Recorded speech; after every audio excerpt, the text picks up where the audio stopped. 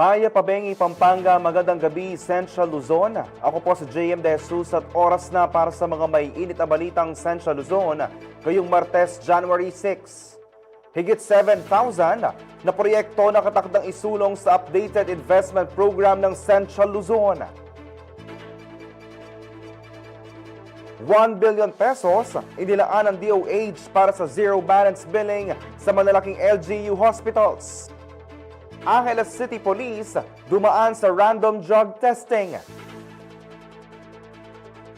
City of San Fernando, Pampanga, kinilala ng Los Angeles government sa natatanging ambag sa kulturang Pinoy. At ASEAN Korea Round Music Festival gaganapin sa Pilipinas sa April 2026. Aprobado na ng RDC ang updated Central Luzon Investment Program at 2023 to 2028 na magbibigay daan sa libo-libong proyekto para sa edukasyon, infrastruktura at mas paglago ng ekonomiya sa rehiyon. Para sa detalye na ritong report ni Raymond Tasoy. Sa gitna ng patuloy na hamon sa ekonomiya at pangangailangang mapabilis ang pagbangon ng mga rehiyon, muling pinagtibay ng Regional Development Council o RDC ang direksyon ng kaunlaran sa gitnang Luzon. Ito ay matapos aprubahan ng naturang konseho ang midterm update ng Central Luzon Investment Program o CLIP sa taong 2023 hanggang 2028. Ayon sa RDC, magsisilbing gabay ang inamyendahang CLIP sa pagpapatupad ng mga programa sa rehiyon na layong ihanay ang mga plano ng pamahalaan tungo sa mas inklusibong paglago at sustainable development. Saklaw ng naturang plano ang kabuang 7,498 programs and projects. Sa bilang na ito, 242 ang natapos na, 982 ang kasalukuyang ipinatutupad, habang mahigit 6,000 proyekto naman ang nakatakdang maisakatuparan bago matapos ang taong 2028. Nangunguna sa listahan ng social development na may libo-libong proyektong nakatuon sa pagpapabuti ng edukasyon, serbisyong pangkalusugan, at social protection para sa mamamayan ng Central Luzon. Malaki rin ang bahagi ng infrastructure development na tutugon sa pagpapalawak ng kalsada, transportasyon at iba pang pangunahing pasilidad, habang ang economic development ay nakafocus sa agrikultura, food security at pagpapalakas ng kalakalan at pamumuhunan. Ayon sa RDC, ang midterm updated CLIP 2023 to 2028 ang magiging batayang dokumento sa pagrepaso ng 2027 budget proposals upang matiyak na ang pondong ilalaan sa rehiyon ay tugma sa pangmatagalang plano at prioridad ng kaunlaran sa Central Luzon. Raymond Tasoy, CLTV 36 News. Sa pagpasok ng taong 2026, naglabas ng datos ang Philippine Statistics Authority hinggil sa galaw ng presyo ng mga bilihin. Base sa ulat, bahagyang bumilis ang inflation rate ng bansa nitong December 2025. Narito ang report ni Aisel Fernando. Matapos ang sunod-sunod na handaan nitong Kapaskuhan at Bagong Taon, ramdam pa rin ng marami ang pagtaas ng presyo ng ilang bilihin. Pero ano nga ba ang tunay na estado ng inflation sa bansa bago pumasok ang 2026? Ayon sa Philippine Statistics Authority, bahagyang bumilis ang inflation rate ng bansa noong December 2025. Ang headline inflation rate o ang pagtaas ng presyo ng mga produkto at serbisyo sa bansa ay bumilis sa antas na 1.8% nitong Disyembre 2025. Mas mataas ito kumpara noong Nobyembre na 1.5%, ngunit mas mababa pa rin kumpara sa Disyembre ng nakaraang taon. Ang average inflation para sa taong 2025 ay naitala sa antas na 1.7%. Ito ay mas mababa kumpara sa naitalang annual average inflation noong 2024 sa antas na 3.2%. Pagkain pa rin ang pangunahing dahilan ng pagbilis ng inflation nitong Disyembre. Ang pangunahing dahilan ng mas mataas na antas ng inflation nitong Disyembre 2025 kumpara noong Nobyembre ay ang mas mabilis na pagtaas ng presyo ng food and non-alcoholic beverages na may 1.4% inflation rate. Kabilang sa mga tumaas ang presyo ng gulay tulad ng talong at sibuyas, pati na rin ang isda at karne ng baboy. Ang nag-ambag sa pagtaas ng antas ng inflation ng food and non-alcoholic beverages ay ang mas mabagal na pagbaba ng presyo ng cereals and cereal products na may negative 7.6% inflation rate, particular dito ang bigas. Samantala, Nasa 43 pesos per kilo na ang presyo ng regular milled rice mula sa mahigit 50 pesos noong 2024. Yung ating regular milled rice, no, 1 kilogram, ang average price niya noong 2024 ay nasa 50 pesos and 40 centavos. Noong buong 2025, ito ay bumaba sa mga 43 pesos, 42 pesos and 96 centavos, actually mga 43 pesos. Ayon sa PSA, may kinalaman din sa pagtaas ng presyo ng pagkain ang epekto ng mga nagdaang bagyo at ang mataas na konsumo tuwing holiday season. Part of the holiday effect, no? So we hope that this is seasonal, temporary, and babalik naman yung presyo sa January. May effect din yung mga typhoons, of course, kasi kung naalala nyo yung buwan ng Nobyembre, may malalakas tayo na bagyo. Patuloy pa rin umanong babantayan ng PSA ang galaw ng presyo ng mga pangunahing bilihin ngayong 2026. Aisel Fernando, CLTV 36 News. Target umano ng DepEd na maumpisahan ang pagtatayo ng nasa 24,000 school buildings ngayong taon gamit ang naprubahang pondo ng pamahalaan. Ayon kay Education Secretary Sonny Angara, hindi lamang sa Department of Public Works and Highways o DPWH idadaan ang pagpapatupad ng proyekto. Aniya may download din ng pondo sa local government units upang mapabilis ang konstruksyon ng mga silid-aralan.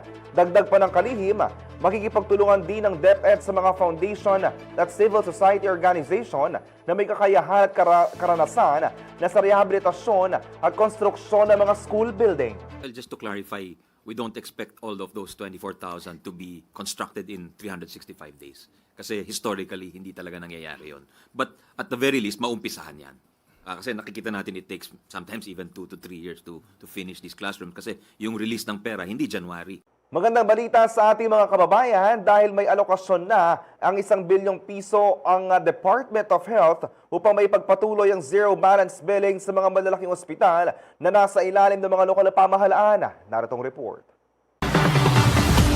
Naglaan ang Department of Health o DOH ng 1 bilyong piso upang simulan ang pagpapatupad ng zero balance billing sa mga piling malalaking ospital na pinamamahalaan ng mga local government unit o LGU. Sa pahayag ng DOH itong Lunes, January 5, kinumpirma ni Pangulong Ferdinand Marcos Jr. ang naturang pondo na gagamitin upang gawing zero ang bayarin ng mga pasyente para sa basic accommodation sa mga kasaling LGU hospital. Layunin ng programa na palawakin ang zero balance billing ng pamahalaan na dati ipinatutupad lamang sa mga ospital na nasa pangangasiwa ng DOH. Ayon sa ahensya, ibabatay ang pagpili ng mga LGU hospital na unang makikinabang sa programa sa antas ng kahandaan ng kanilang local health systems at iba pang technical na pamantayan. Kabilang sa mga ito ang pagsunod sa mga kinakailangang kwalifikasyon, reporting requirements at operational obligations upang matiyak na kayang ipagpatuloy ng LGU ang programa. Direktang ilalabas ang pondo sa mga kwalipikadong malalaking LGU hospital.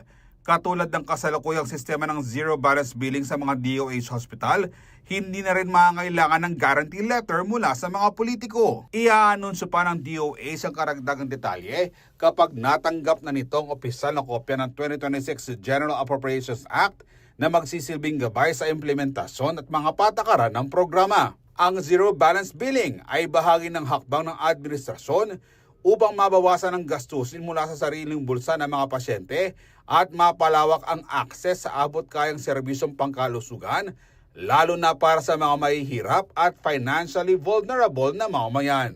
Ako si Jody Dizon Mercado para sa CLTV 36 News. Manatili nakatutok para sa iba pang mga balita ngayong araw.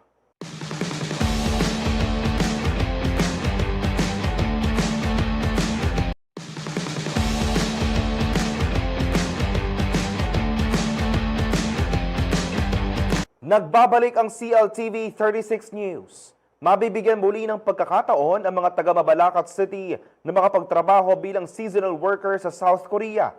Ito ay matapos lagdaan ng lokal na pamahalaan at ng mga kinatawan ng Taebaek City ang mga Memorandum of Understanding para rito. Naritong report. Magandang balita para sa mga taga Mabalacat City. May oportunidad na mga Balakenyo na makapagtrabaho sa ibang bansa at makapagbigay ng mas maayos sa pamumuhay para sa kanilang pamilya.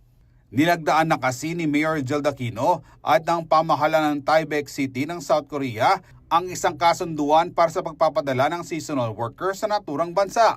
Kasama sa signing ng Memorandum of Understanding, sina Taipei City Director of Agriculture Yong Dae-hong, ang head ng Agricultural Manpower Team na si Lee Sang-soo at ang City Agriculture Head ng Mabalacat na si Rem Magtubo Donato.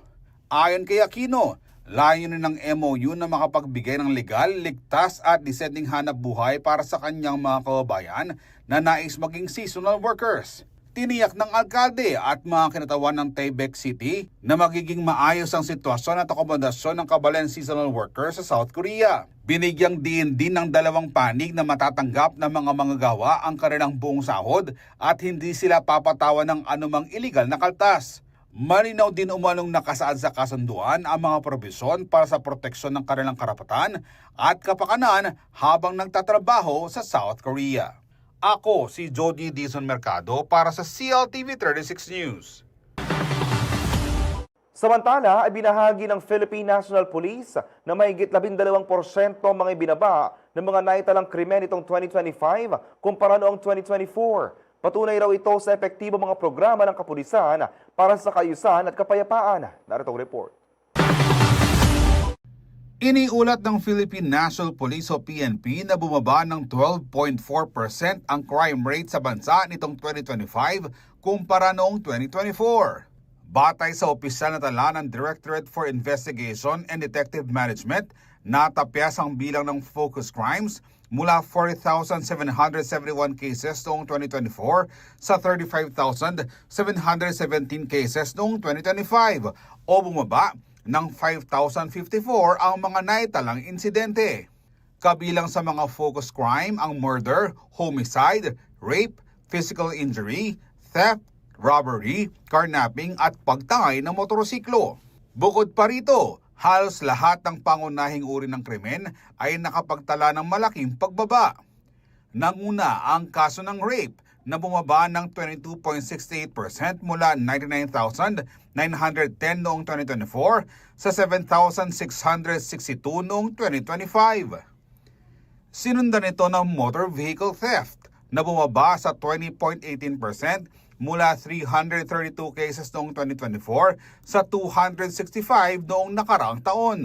Bumaba rin ang mga kaso ng murder ng 17.8% mula 4,151 sa 3,412, habang ang homicide ay bumaba ng 14.98% mula 1,268 sa 1,078 na insidente. Ang physical injury ay bumaba ng 13.98% mula 5,593 sa 4,811 at ang robbery ay bumaba ng 11.87% mula 4,136 sa 3,645 na kaso. Samantala, ang theft ay nakapagtala ng 4.31% na pagbaba mula 13,232 cases noong 2024 sa 12,662 noong 2025. Ipinakita rin sa datos ng kapulisan sa magkaparehong panahon na sumasaklaw ng 128 days noong 2025 ang tuloy-tuloy na pagbaba ng krimen. Mula 13,307 na insidente na itala mula April 19 hanggang August 25, bumaba ito sa 11,758 cases mula August 26 hanggang December 31 o mas kaunti ng 1,549 hanggang January 2, 2026. Ayon kay PNP Acting Chief Lieutenant General Jose Melencio C. Nartates Jr., patunay ang mga datos na ito sa pagiging epektibo ng PNP Focus Agenda. Bukod ng mas pinalakas sa police presence, mas mabilis sa pagresponde at mas maayos na ugnayan ng pulisya at ng komunidad. Dagdag pa rin Nartates, ang pagbaba ng krimen ay resulta ng tuloy-tuloy na pagpapatupad ng mga estratehiya sa crime prevention at law enforcement. Sumasalamin umano ito na sa bawat pagbaba ng kaso ay katumbas ang mas ligtas sa komunidad. Tiniyak din ng opisyal na magpapatuloy ang PNP sa pagpapatupad ng mga hakbang laban sa anumang krimen. Ako si Jody Dizon Mercado para sa CLTV 36 News. Samantala, sumailalim sa random drug testing ang 747 na tauhan ng Angeles City Police Office nitong Lunes, January 5 bilang bahagi ng internal cleansing program ng tanggapan.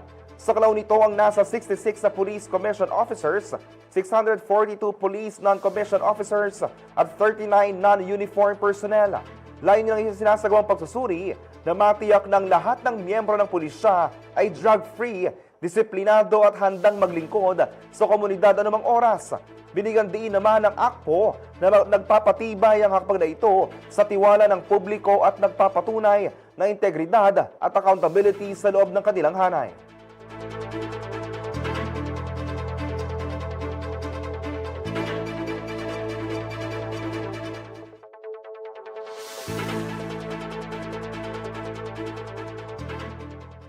Manatili nakatutok para sa iba pang mga balita ngayong araw.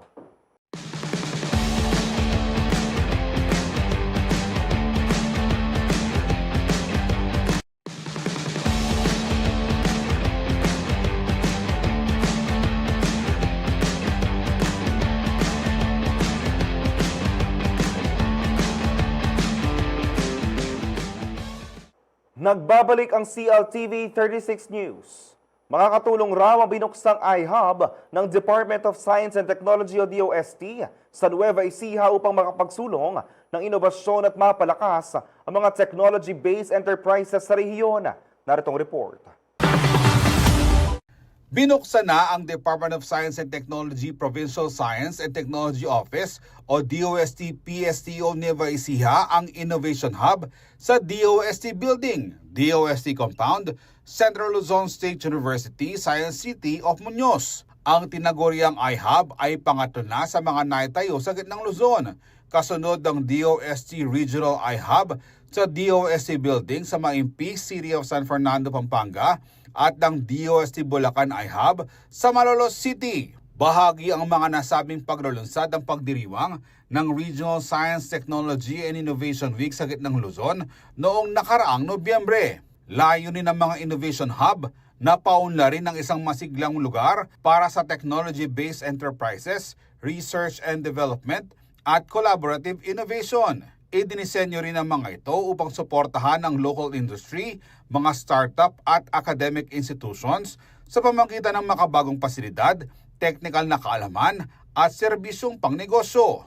Binigyang diin naman ni DOST Central Luzon Regional Director Dr. Julius Cesar Sikat ang mahalagang papel ng iHub sa pagpapaunlad ng rehiyon. Ayon kay Sikat, ang mga iHub ay hindi lamang mga pasilidad kundi nagsisilbing catalyst for change.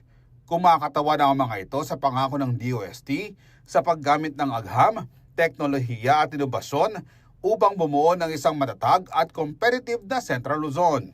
Inaasahan namang magkakaroon ng mahalagang papel sa pagpapalakas ng inobasyon sa rehiyon ng mga ito, nakaakibat ng bisyon ng DOST ngayong 2026 na mas mapalalim ang integrasyon ng science and technology sa pambansa at panrehiyong kaunlaran.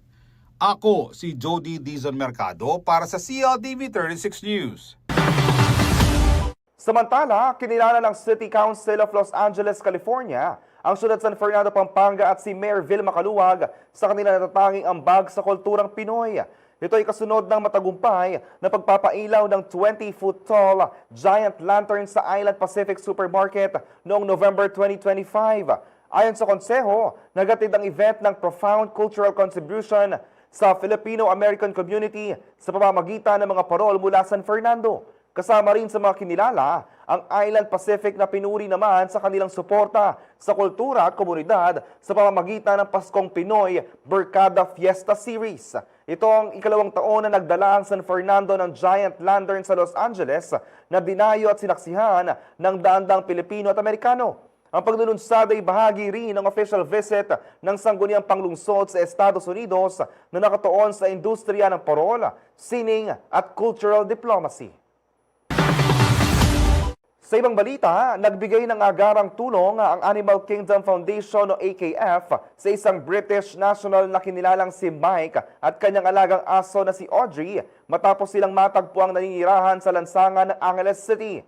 Kasama sa tulong ang pagbibigay ng anti-rabies at 5-in-1 vaccine kay Audrey, pati na rin ang pagkain para sa kanilang pangangailangan. Kwento ni Mike, sa AKF team, itinuturing niyang pamilya ang kanyang aso kaya humihingi siya ng tulong lalo na para sa kalusugan at kaligtasan ni Audrey.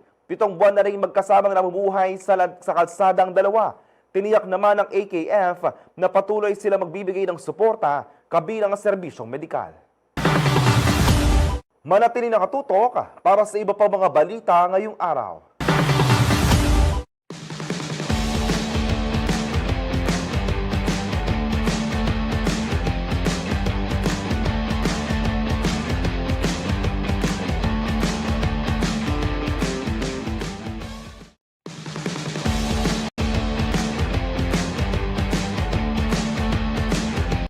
Nagbabalik ang CLTV 36 News. Mula sa prestiyosong British brand na Triumph, narito na ang Daytona 660.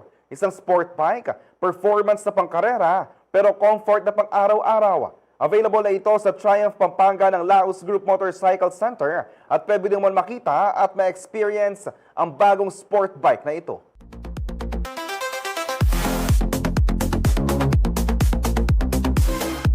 Good day po, I'm Edrel Kong, Sales Executive here at Triumph Pampanga.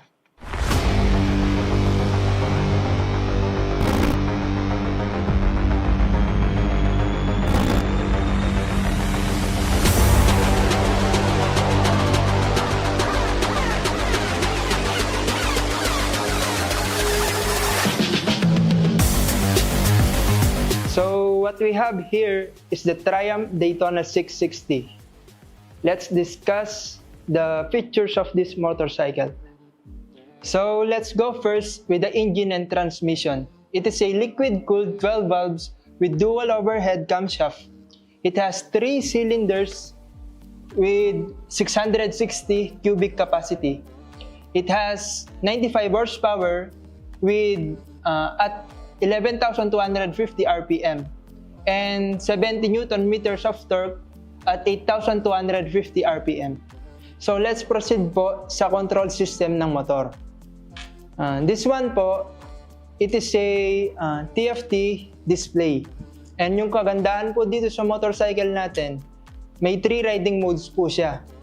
Rain, Road, and Sport. Ito po yung control buttons niya if you want to change riding modes. Dito lang po pipindutin. Meron na rin po tong slip assist clutch and electric throttle. Racing windscreen na po and yung sa side mirror niya pang racing na rin po. So let's proceed naman po sa system brake po. Sa harap po, meron po siyang 310mm dual ABS disc brake. And sa likod naman po, 220mm disc brake. ABS rin po siya sa harap and sa likod po. So yung size po ng gulong niya sa harap is 120 by 70 and yung rim size po niya size 17. And yung sa likod naman po is 180 by 55 and yung rim size po niya size 17 din po. And yung kagandahan po sa gulong natin is branded po siya. Michelin po yung ginamit na brand sa motorcycle natin. And naka-inverted suspension na rin po siya sa harap and monoshock po sa likod. And yung seat height po ng motor natin is 810mm. 5'9" po ako and sasakyan ko po yung motor para makita nyo po kung ano yung itsura niya kapag nakasakay. And yung ground clearance po niya is 5.5 inches. Hindi po siya ganong naka-aggressive position. Medyo upright pa rin po siya compare sa ibang sports bike na naka-aggressive position. So let's proceed with this part. Ito po yung exhaust niya. It is a stainless steel header system with stainless steel silencer. And naka-X ring chain na rin po ito. Ito po ang kanyang swing arm and it is fabricated steel po. The Daytona 660 have 3 different types of colors. Satin granite, carnival red, And for this one, Snowdonia White. Parang social po yung color niya kasi po may pagka-pearl white po siya. And lastly, let's talk about the price of this motorcycle. SRP po nito is 549,000. And sa ganitong looks and performance, meron na po kayong ganitong klaseng motor. If kayo po ay nag-avail ng Daytona 660, meron po kayong makukuhang Laos Group Cares with the road assistant for 24/7. You can text me or call me at my number 0998-953-1725. If you're interested with our units po, you can message our main page, Triumph Motorcycles Pampanga. And you can also message me at my main page, Edrel Kong Motorcycles Triumph Pampanga. You can visit us here at Triumph Pampanga. It is located here in Laos Group Complex, Oseabad Santos Avenue, near Microtel.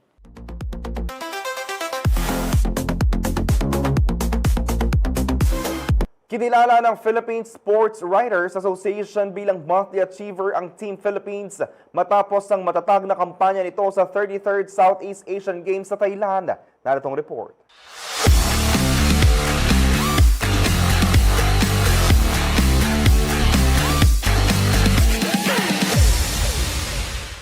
Itinanghal bilang isa sa December 2025 monthly achievers ng Philippine Sports Writer Association ang Team Philippines kasunod ng kanilang makabuluhang kampanya sa 33rd Southeast Asian Games sa Thailand. Bagamat nagtapos sa ika-6 na pwesto sa overall medal tally, nag-iwan ng marka ang delegasyong Pilipino matapos mag-uwi ng 50 gintong medalya, palaki pa 73 pilak at 154 na tanso. Namukod tangi ang Filipino-Canadian swimmer at kabalet na si Kyla Noel Sanchez na agad sumiklab sa kanyang SEA Games debut sa 8 medalya. Nasungkit naman ang Pinoy tennis star na si Alex Ayala, ang 3 ginto ng bansa sa kanyang laro, na huling napanalunan ng isang Filipina noon pang taong 1999. Habang ipinagpatuloy naman ni EJ Obiena ang kanyang dominasyon sa men's pole vault sa ika-4 na sunod ng itong panalo ng bansa. Nagbigay rin ng liwanag sa future ng sports ang 16 anyos na si Naomi Cesar sa athletics, kasabay ng natatanging ambag ng shooting, swimming, at iba pang sports na naghatid ng sunod-sunod na tagumpay. Sa team sports naman, nanatiling kampiyon ng Gilas Pilipinas men at women sa 5-on-5 basketball, habang inangkin ng Pilipinas ang men's baseball at women's softball titles. At sa makasaysayang sandali, pinasag ng Pilipinas sa women's football at ng Alas Pilipinas sa women's beach volleyball ang matagal ng dominasyon ng Thailand. Ang Philippine Sports Writer Association ang pinakamatandang media organization sa buong Pilipinas, kung saan kasapi rito ang iba't ibang sports editors at sports writers mula sa mga nangungunang pahayagan sa bansa. Patunay ang karangalang ito na higit pa sa medalyang iniwan ng Team Philippines sa SEA Games, kundi isang simbolo ng patuloy na pag-usbong na atletang Pilipino sa international stage. At yan po ang Game On. Raymond Tasoy para sa CLTV 36 News.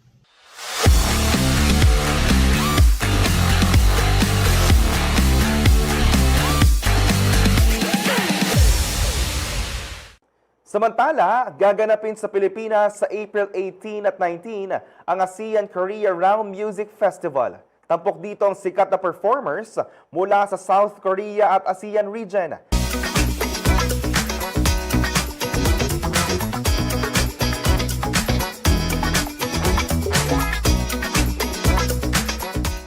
Sikat na performances mula sa South Korea at ASEAN region ang aabangan sa 2-day ASEAN Korea Round Music Festival na gaganapin sa Pilipinas sa April 18 at 19. Inanunsyo ito ng National Commission for Culture and Arts kasama ang KBS World at Round Secretariat. Ang pag-host na ito ay isang mahalagang hakbang para sa bansa dahil ipinapakita nito na ang musika ay nagiging tulay na nagdurugtong sa ASEAN countries at South Korea. Ayon sa mga organizer, kabilang sa lineup ng event ang global group na Horizon, ang all-Filipino boy band na nag-debut sa South Korea, ang P-pop girl group na Kaya, at 10 cm, isang Korean indie act na kilala sa pag-awit ng mga sikat na K-drama soundtrack. Inaasahan pang madaragdagan ng mga artist na iaanunsyo sa mga susunod na araw. Good news din for music enthusiasts dahil libre ang admission sa 2026 Round Festival. Antabayanan lamang ang advance registrations na ibabahagi sa official platforms ng Round Festival sa February 2026.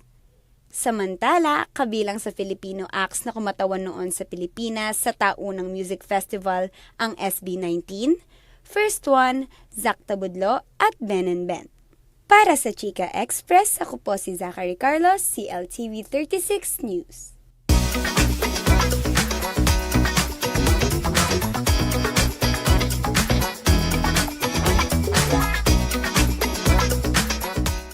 At yan ang mga balitang nakalap ng CLTV 36 News. Para sa karagdagang detalye, maaari niyong i-follow ang aming social media pages. Sa Facebook, CLTV 36 Official, CLTV 36 News. Sa X, CLTV 36. Sa Instagram, CLTV 36 Official.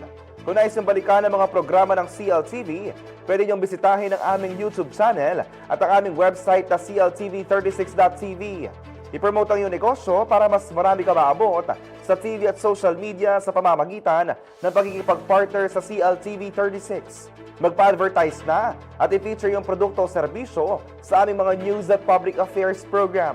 Para sa inquiries, mag-message sa aming official Facebook page o tumawag at mag-text sa mga numerong 0930-381-9332 o 0918-854-2357. Mapapanood din ang mga programa ng CLTV nationwide via Signal Channel 115 at sa ating 39 cable partners.